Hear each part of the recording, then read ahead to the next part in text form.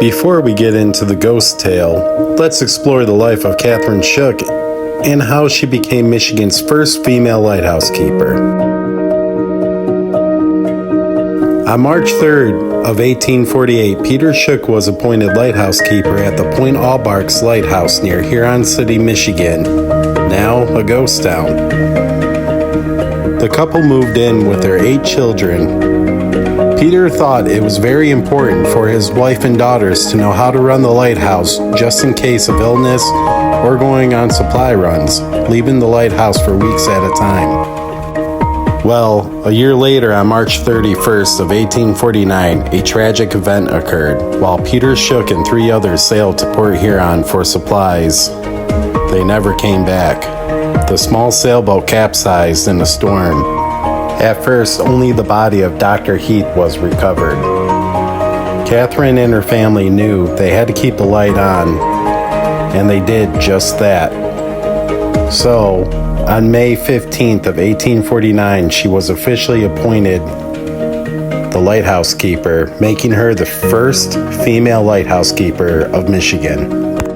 In 1851, she resigned from the lighthouse and moved away to New Baltimore, Michigan, where she died and she was buried 9 years later. Okay, now let's start diving into spooky tales.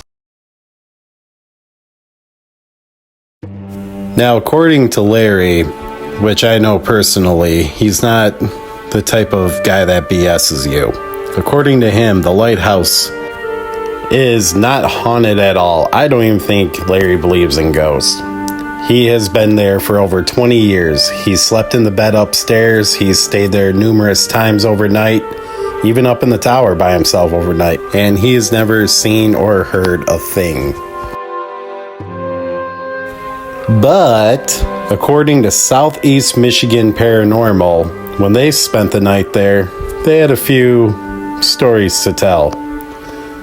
One of which, the rocking chairs upstairs in the bedroom, moved a couple of feet on its own. They got EVPs of children laughing throughout the house and even footsteps running up and down the stairs of the tower. Other accounts include a woman in white walking the shoreline and in mourning. They believe to be Cathrine Shook mourning the loss of her husband.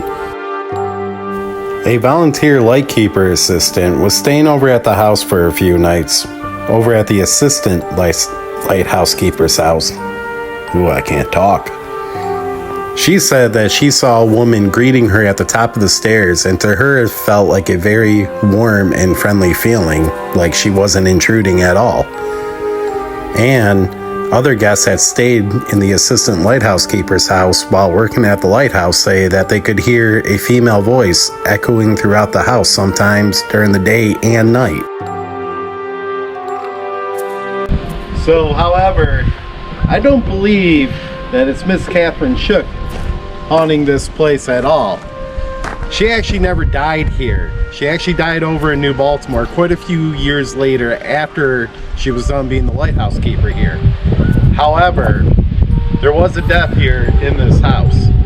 An assistant lighthouse keeper's wife passed away due to unknown circumstances.